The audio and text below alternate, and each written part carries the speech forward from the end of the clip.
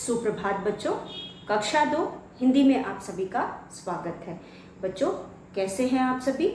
उम्मीद है आप सभी खुश होंगे और स्वस्थ होंगे, वीडियोस देख रहे होंगे और अपना काम भी पूरा कर रहे होंगे। तो बच्चों जो भी अभ्यास दिया जाता है वीडियोस देखिए, उसे पूरा करिए और उसके बाद जो भी पाठ पढ़ाया जाता है उसे पढ़िए, कठिन शब्द याद करिए और उसके बाद ज़्यादा से ज़्यादा अभ्यास करिए। तो बच्चों पढ़ने का ज़्यादा से ज़्यादा अभ्यास करेंगे तभी आपको लिखना और पढ़ना दोनों आएगा। एक बार आप लिखना पढ़ना सीख जाएंगे तो फिर आप कुछ भी लिख सकते हैं, कुछ भी आपको कहीं से भी दिया जाता है, आपको लिखने में कठिनाई या बोलने में कठिनाई नहीं होगी। तो बच्चों ज़्यादा से ज़्यादा अभ्यास करिए। और अगर आपने कल का वीडियो देखा होगा तो आप सभी को पता होगा कि कल हम कर रहे थे हमारी हिंदी पाठ्य पुस्तक खुलते पंख का पाठ 9 अच्छा काम। तो बच्चों इस पाठ को हमने पढ़ लिया था। चलिए आगे बढ़ने से पहले एक बार फिर इसे दोहरा लेते हैं। तो बच्चों जैसा कि आप जानते हैं इस पाठ में हमने एक बंदर की कहानी पढ़ी थी और बच्चों बंदर जो था बहुत ही शरारती और नटखट था। आप सभी जानते हो कि इतना शरारती और नटखट था कि हमेशा वो किसी न किसी को परेशान करता रहता था, दूसरों के लिए परेशानी उत्पन्न करता था और हमेशा किसी न किसी तरह की परेशानी सबके लिए खड़ी कर देता था। तो बच्चों अगर हम किसी को परेशान करते हैं तो वो चिढ़ करके कुछ न कुछ हमें बोलता है। तो यहाँ पे भी जब लोग उससे परेशान हो जाया करते थे तो कहते थे कभी तो कोई अच्छा काम कर लिया करो। तो हमेशा यही बात लोग कहा करते थे उसको। अब ये बात सुनते सुनते एक दिन बंदर को लगा कि क्यों ना मैं कोई अच्छा काम कर लूँ, क्योंकि कभी कभी हम किसी को कोई बात बार बार कहते हैं तो उसे शायद समझ में आ जाता है और फिर वो उस बारे में विचार करता है। तो यहाँ पे बंदर को भी लगा कि शायद मैं बहुत ज़्यादा खराब काम करता हूँ या फिर मुझे भी कोई ना कोई अच्छा काम करना चाहिए। अब बंदर कभी उसने कोई अच्छा काम किया ही नहीं था, इसलिए उसको पता ही नहीं था कि अच्छा काम होता क्या है। तो वह कुछ समय तक सोचता रहा और इसी तरह एक दिन वह सोचते हुए जा रहा था। जब वो कहीं जा रहा था तो उसके दिमाग में यही सारी बातें चल रही थी कि आखिर अच्छा काम होता क्या है या फिर मैं ऐसा कौन सा काम करूं जो अच्छा काम कहलाएगा। अब बच्चों जाते जाते रास्ते में उसे एक गोभी का हरा भरा खेत दिखा। वो जो हरा भरा का मतलब मैंने बताया था, ऐसा खेत आप सभी जानते हो, एक जगह जहाँ पे एक जैसी फसल बोई जाती है, मतलब एक जैसे पेड़ लगाए जाते हैं और इन पेड़ों को हम फसल कहते हैं। तो यहाँ पे जो खेत था उसमें गोभी के पौधे लगे हुए थे। अब बच्चों आप सभी जानते हो कि गोभी लगी है तो उसको हम हरा भरा ही कहेंगे, क्योंकि जब किसी भी कोई भी खेत सब्जी से या पेड़ से या फसल से भरा है तो हम उसे हरा भरा कहते हैं। तो यहाँ पे ये खेत भी गोभी से हरा भरा था और इसलिए यहाँ पे उसे हरा भरा खेत कहा गया है।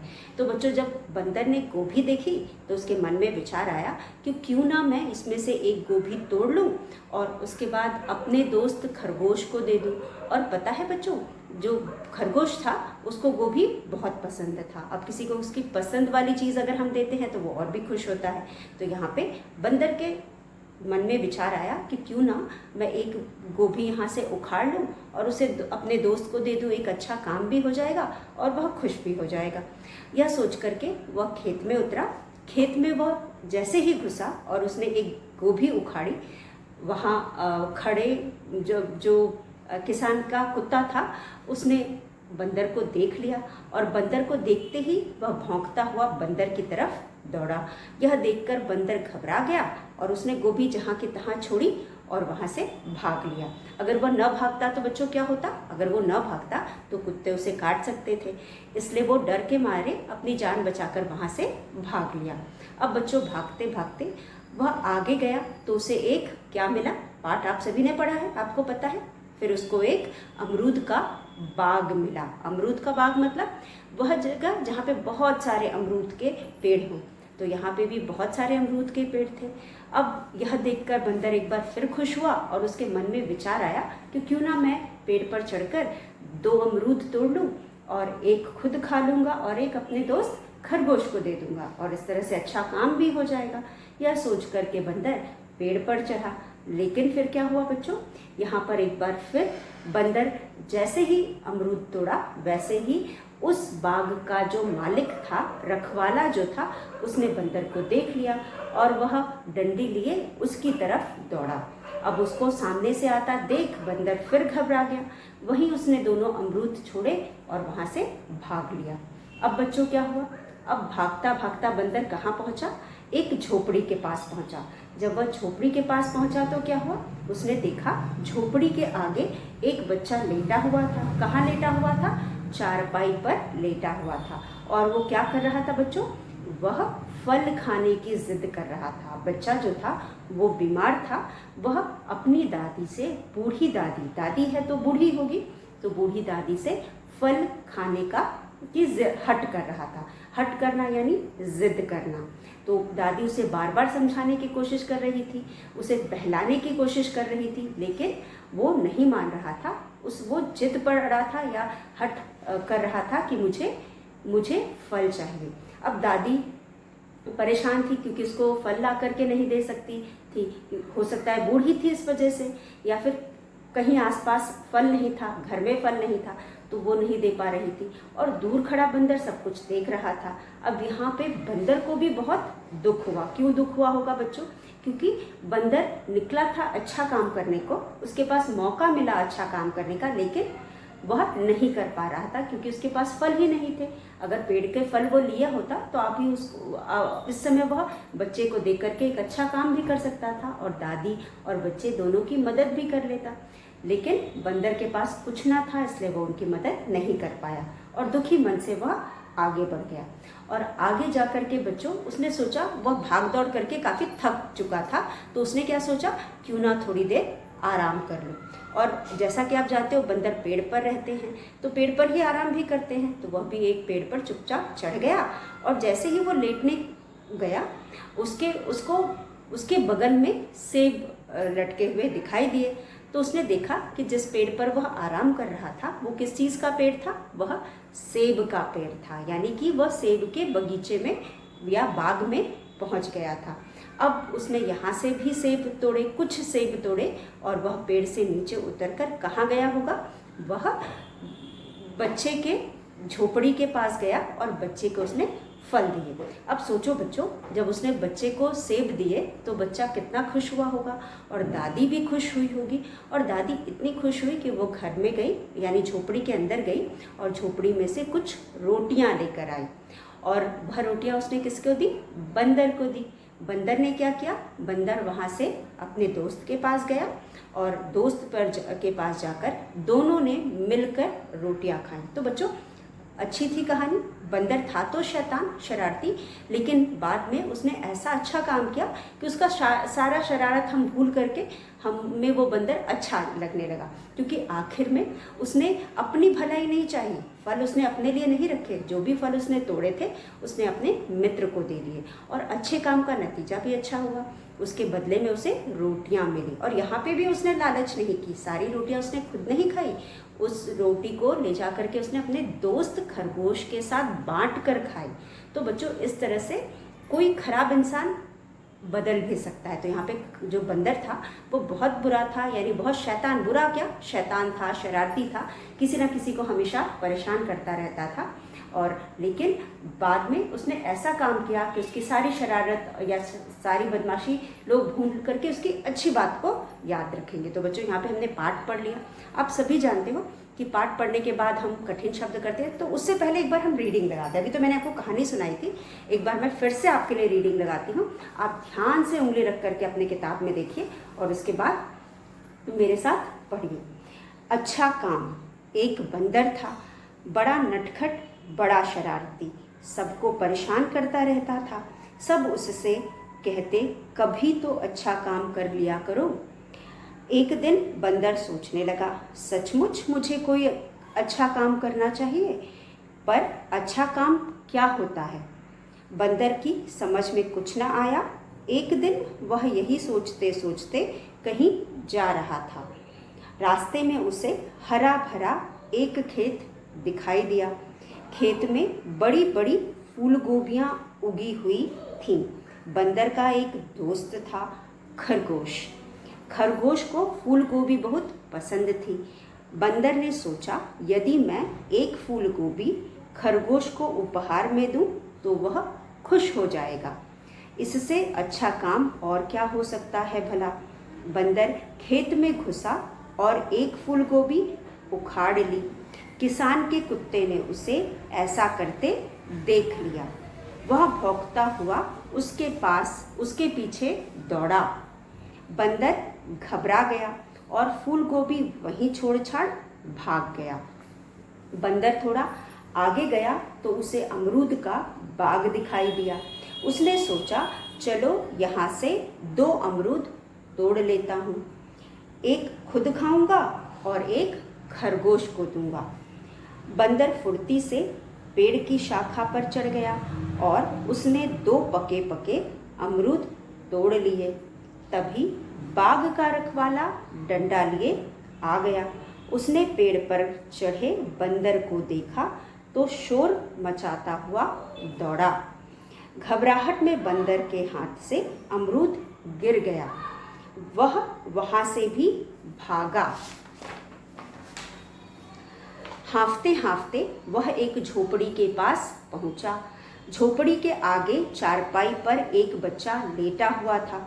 वह बीमार था और फल खाने की हट कर रहा था। उसकी बूढ़ी दादी उसे बहलाने की कोशिश कर रही थी। बंदर बड़ा दुखी हुआ। उसके पास बच्चे को देने के लिए कुछ नहीं था। वह आगे निकल गया। उसने एक पेड़ पर चढ़कर थोड़ा आराम करने की सोची। उसे पास ही पेड़ पर लगे कुछ सेब नजर आए। यह सेब का ही बाग था। बंदर ने पेड़ पर चढ़कर झटपट कुछ सेब तोड़ लिए। सेब लेकर वह बच्चे के पास गया। उसने सेब बीमार बच्चे को दिए तो वह बड़ा खुश हुआ। उसकी दादी भी खुश हुई। बूढ़ी दादी ने भीतर से एक रोटी लाकर बंदर को दी। रोटी लेकर बंदर दौड़ा दौड़ा खरगोश के पास पहुंचा। वह बहुत खुश हुआ। शायद उसने कोई अच्छा काम किया था। बंदर और खरगोश ने मिल बांटकर रोटी खाई।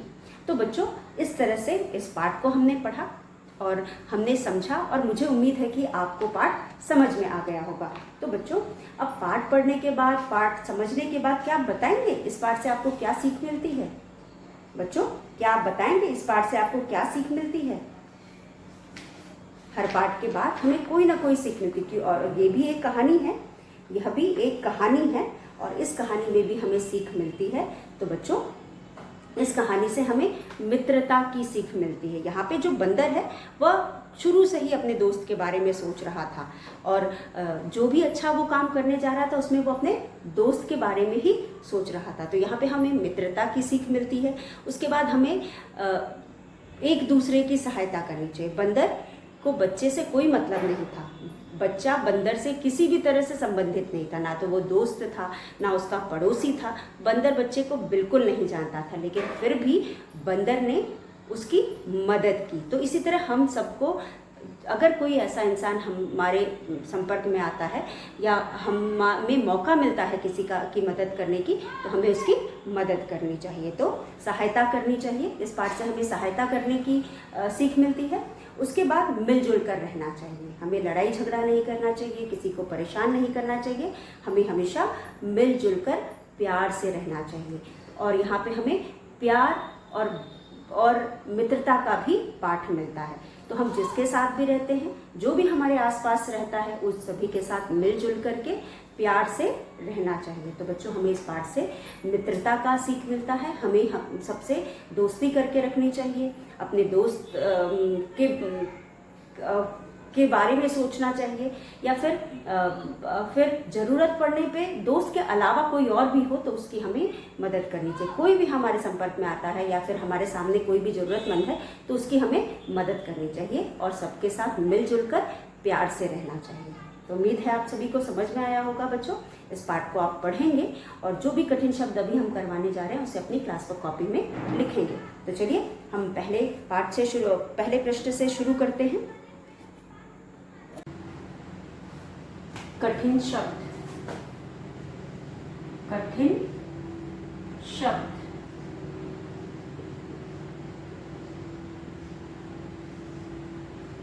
तो तो बच्चों चलिए हम पहले प्रश्न पर आते हैं।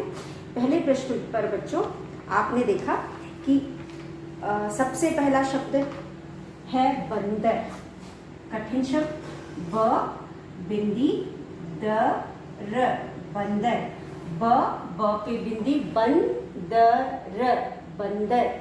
उसके बाद हमारे पास है बंदर के बाद हमारे पास है दूसरा शब्द श, र पे आ की मात्रा रा, र त पे बड़ी की मात्रा ती, शरारती।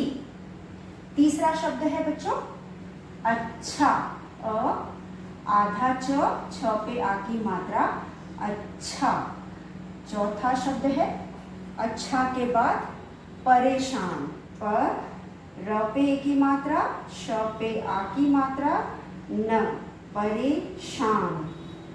उसके बाद हमारे पास है बच्चों रास्ते। 5 पे है र पे आ की मात्रा रा, आधा स, त पे ए की मात्रा ते, रास्ते। उसके बाद है 6 पे फूल गोभियां, गो भ पे छोटी की मात्रा भी, य पे आ की मात्रा या, फूल गोभियां। अगर बच्चों फूल गोभी होता तो भ पे बड़ी की मात्रा होती, और जब हमने या लगा दिया तो ये हो गया छोटी की मात्रा और या, फूल गोभियां। जैसा कि आप जानते हो किसी शब्द के आखिर में अगर बड़ी की मात्रा होती हम उसका बहुवचन लिखते हैं तो बड़ी की मात्रा को हम छोटी की मात्रा बना देते हैं। तो यहाँ पे ये बन गया फूल गोभियां। तो इस तरह से 7वां हमारे पास है बच्चों, आप देख सकते हैं। अगर 7 पे हमारे पास है खरगोश। चलिए हमारे पास यहाँ जगह नहीं, हम ऊपर लिखते हैं। 7 पे ख र ग पे ओ की मात्रा गो, श, खरगोश। खरगोश के बाद हमारे पास है खरगोश के बाद दूसरे पृष्ठ पर आते हैं। यहाँ पे है 8 पे है प पे बिंदी प सन द, पसंद। 9 पे हमारे पास है 9 पे हमारे पास है किसान, क पे छोटी की मात्रा की, सा न, किसान। 10 पे हमारे पास है 10 भौंकता, भ पे औ की मात्रा, भौ बिंदी, क त पे आ की मात्रा ता, भौंकता। 11 पे हमारे पास है 11 भौंकता। भौंकता के बाद 11 पे हमारे पास है अमरूद, अ म र पे बड़े की मात्रा और द, अमरूद। 12 पे है क पे छोटे की मात्रा, आधा त पूरा त, ते, कुत्ते। उसके बाद हमारे पास है फुर्ती। 13 पे है फुर्ती, फ के नीचे बिंदी, छोटे की मात्रा फुर्ती, फुर फू र पूरा र है, फू र त पे बड़ी की मात्रा ती, फुर्ती, फुरती। उसके बाद हमारे पास है शाखा। 14 पे है श पे आ की मात्रा शा, ख पे आ की मात्रा खा, शाखा। फिर 15 पे है शाखा के बाद 15 पे है, चलिए हम आगे देखते हैं।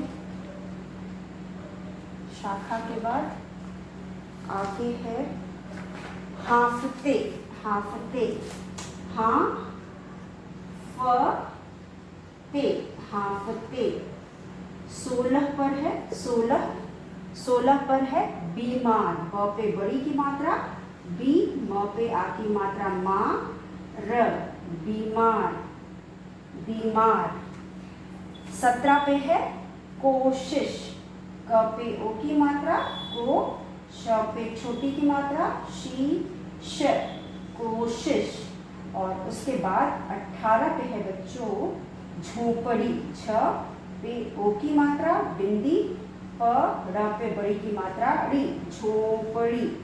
इस तरह से बच्चों जो भी शब्द हमें इस पाठ में कठिन लगे उन्हें हमने यहाँ पे लिखा है और इन शब्दों को आप अपनी क्लास वर्क कॉपी में लिखेंगे। तो चलिए एक बार इन्हें पढ़ते हैं। बच्चों ये सभी शब्द हमारे पाठ से है, जिनको हमने पाठ पढ़ते समय भी पढ़ा था और समझा था। चलिए एक बार फिर हम इन्हें दोहराते हैं। तो बंदर, ब पे बिंदी, द र बंदर, श र पे आ की मात्रा रा, र त पे बड़ी की मात्रा ती शरारती, अ आधा छ पे आ की मात्रा अच्छा, प रे शा न परेशान, रा आधा स त पे ए की मात्रा ते रास्ते, फ पे बड़े ओ की मात्रा फूल फूल, ग पे ओ की मात्रा गो, भ पे छोटी की मात्रा भी, या य पे आ की मात्रा और चंद्र बिंदु फूल गोभियां। उसके बाद है खरगोश खरगोश। उसके बाद है खरगोश खरगोश, प स पे बिंदी संद पसंद, की सा न किसान, भौंकता, भ पे औ की मात्रा बिंदी भौं, कता भौंकता, अमरूद अमरूद, कुत्ते, क पे छोटे की मात्रा आधा त पूरा त कुत्ते, फुर्ती फुर्ती, फ पे छोटे की मात्रा, यहाँ पे आधा र नहीं फुरती, पूरा र है तो पे बड़े की मात्रा ती फुर्ती। फिर है शाखा, श पे आ की मात्रा, ख पे आ की मात्रा शाखा। फिर है हाँ, ह पे आ की मात्रा, चंद्र बिंदु हाँ, फते, हम नाक से पढ़ेंगे हाँ फते, ब पे बड़ी की मात्रा बी मार बीमार, कोशी, श पे छोटी की मात्रा और श कोशिश, झोपड़ी झोपड़ी। इस तरह से बच्चों ये सभी शब्द हमने पाठ से पढ़े थे। एक बार फिर हम इन्हें देखते हैं। तो बच्चों यहाँ पे है बंदर। आप सभी जानते हैं बंदर एक पशु होता है, और बंदर लिखते समय हम यहाँ पे ब पे बिंदी लगाते हैं, बन पढ़ते हैं तो न की ध्वनि आ रही है, आधा न द के साथ मिला करके तो हम यहाँ पे आधा न भी लिख सकते हैं। ब पे बिंदी यानी अंग की मात्रा, इसको हम बिंदी द्वारा भी लिख सकते हैं और हम आधा न लगा के भी लिख सकते हैं। बंदर, अगर आप इसमें ब आधा न द र लिखेंगे तो भी सही है, और ब पे बिंदी द र लिखेंगे तो भी सही है। उसके बाद शरारती, शरारती जो शरारत करता है, बदमाशी करता है, किसी की बात नहीं मानता है, उल्टे सीधे काम करता है, उसे हम शरारती कहते हैं। तो यहाँ पे बंदर जो था वो शरारती था। शलजम वाला श, बड़ा श, रा र त पे बड़ी की मात्रा ती शरारती। अच्छा, अ आधा छ पे आ की मात्रा अच्छा। उसके बाद है परेशान, प र पे ए की मात्रा रे, श पर आ की मात्रा शा न परेशान, र आ की मात्रा रा, आधा स त पे ए की मात्रा ते रास्ते। फूल गोभी, फूल ग पे ओ की मात्रा गो, भ पे बड़ी की मात्रा भी, वो फूल गोभी अगर हम लिखेंगे तो भ पे बड़ी की मात्रा होगी, लेकिन जब हम इसका बहुवचन रूप लिखेंगे यहाँ लगाएंगे तो भ की बड़ी की मात्रा छोटी की मात्रा हो जाएगी और यहाँ पे चंद्र बिंदु लग जाएगा, तो ये हो जाएगा फूल गोभियाँ। भ पे छोटी की मात्रा हो जाएगी, जैसा कि आपने एक वचन से बहुवचन बनाने में सीखा था कि बड़ी की मात्रा वाला शब्द हमेशा छोटी की मात्रा हो जाता है और यहाँ लग जाता है, तो ये हो गया फूल गोभियाँ।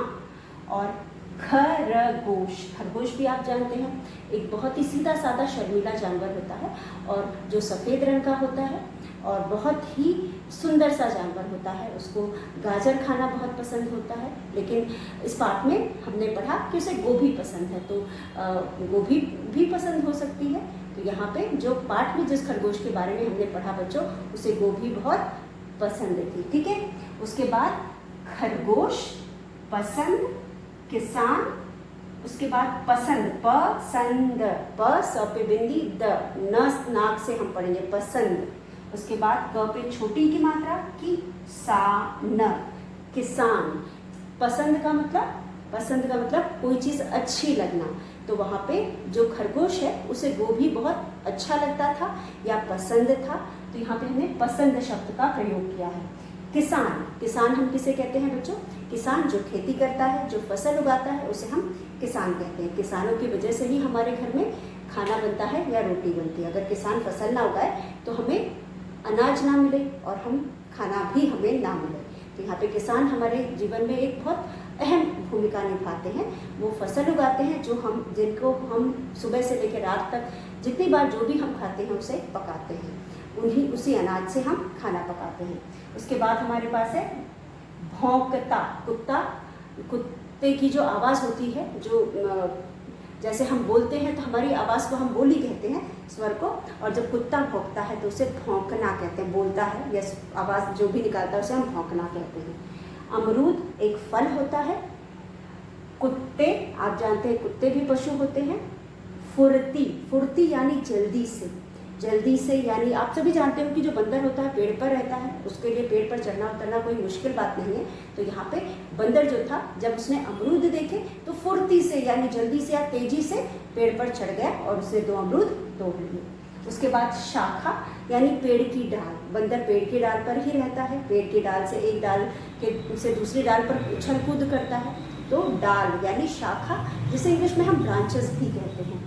हांफते मैंने आपको बोला कि जब भी हम तेज चलते हैं या दौड़ते हैं, सीढ़ी उतर करके आते हैं तो हम हांफने लगते हैं। हांफने का मतलब कि जब हम तेज काम करते हैं तो उस समय हमें ज़्यादा ऑक्सीजन की ज़रूरत होती है, जिसकी वजह से हम जल्दी सांस लेना शुरू करते हैं। तो इस जल्दी सांस लेने को हम हांफना कहते हैं। यहाँ पे जो बंदर था, जब वो अपनी जान बचाकर दौड़ते आया तो दौड़ने की वजह से उसकी सांसें जल्दी चल रही थी, जैसे हमने यहाँ पे उसे हांफते कहा है। उसके बाद बीमार, जब कोई परेशानी होती है हमारे शरीर में, हमारी तबीयत खराब होती है तो हम कहते हैं कि हम बीमार हैं, या कोई भी ऐसा हो तो वो बीमार कहलाता है। उसके बाद कोशिश यानी प्रयत्न करना। उसके बाद झोपड़ी, झ पे ओ की मात्रा, बिंदी पड़ी, झोपड़ी छोटा सा घर जिसका जो छत होता है वो पक्का नहीं होता, बल्कि वो या तो लकड़ी से बना होता है या फिर घास फूस से बना होता है या फिर टाइल से या फिर खपरेल से बना होता है। और घर भी कच्चा होता है, नीचे की जो दीवारें होती है वो भी कच्ची होती है, उसे हम झोपड़ी कहते हैं। छोटा घर और जिसकी छतें खपरेल से बनी हो या फिर घास फूस से बनी हो, और जो घर है, दीवारें हैं, वो कच्ची होती हैं, उसे हम झोपड़ी कहते हैं। और तो यहाँ पे बच्चों झोपड़ी, अक्सर हम बिंदी लगाना भूल जाते हैं, ये झोपड़ी होता है। झ पे ओ की मात्रा, बिंदी प और ड़ पे बड़ी की मात्रा, झोपड़ी, ड़ी पे हम जोर दे रहे हैं यानी बड़ी की मात्रा। एक बार फिर हम देखते हैं बंदर, आप सभी को लिखना आ गया होगा। ब पे बिंदी, दर, बंदर। श यानी शलजम वाला श, जिसे हम बड़ा श भी कहते हैं। शरारती, त पे बड़ी की मात्रा, ती, शरारती। आधा छ पे आ की मात्रा, अच्छा।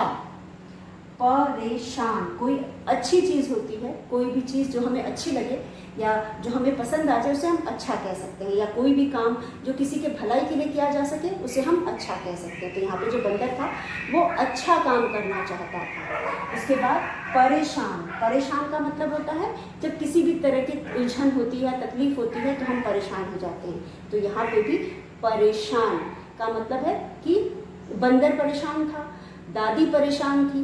तो वो दादी क्यों परेशान थी? क्योंकि दादी अपने जो छोटा बच्चा उसके घर में था, बीमार था, अपने पोते को वो फल नहीं दे पा रही थी। और बंदर परेशान था क्योंकि बंदर चाह करके भी उनकी मदद नहीं कर पा रहा था। तो यहाँ पे परेशान होना ऐसी कोई अवस्था जब हम कुछ चाह करके भी नहीं कर पाते हैं या कोई मुसीबत आती है तब हम परेशान होते हैं, परेशान होना।